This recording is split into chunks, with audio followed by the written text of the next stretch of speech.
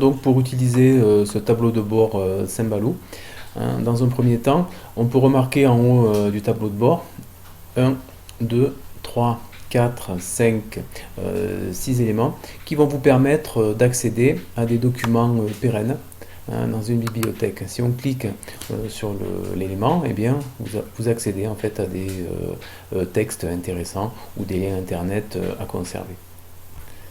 Ces liens internet à conserver ici. D'ailleurs, si je clique sur e-commerce, le flux RSS du e-commerce, eh bien, le flux RSS s'affiche dans la zone centrale, ce qui vous permet de façon plus facile de trouver le texte correspondant ou voir un petit peu l'élément qui peut vous paraître important, notamment en négociation.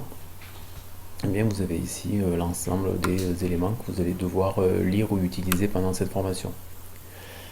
Sur la droite ici, ce sont des liens également vers des sites un petit peu plus professionnels, avec le flux RSS qui leur correspond ici par exemple, le flux RSS du magazine en ligne e-commercemag.fr. Donc les e-commerce, voilà. Donc tous les flux RSS qui sont importants, donc vous pouvez vous en servir pour faire votre veille informationnelle.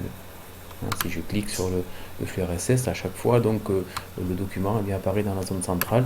Ici, c'est simplement un lien vers le site en question.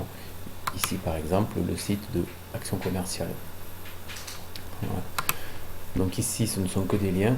Bien sûr, quand il y a le flux RSS, eh bien, le flux RSS va s'afficher dans la zone centrale ici. Sur la gauche, eh bien, des éléments un petit peu plus généralistes. Et bien ici, et puis vous pouvez cliquer sur cette zone rouge pour avoir une explication un petit peu plus en détail. Si je clique sur la zone rouge ici, vous êtes renvoyé sur une page un petit peu explicative. Voilà. Donc n'hésitez pas à utiliser ce tableau de bord pour accéder à des documents intéressants que on peut vous mettre en partage ici ou stocker pour vous en ayant fait une première lecture. Voilà.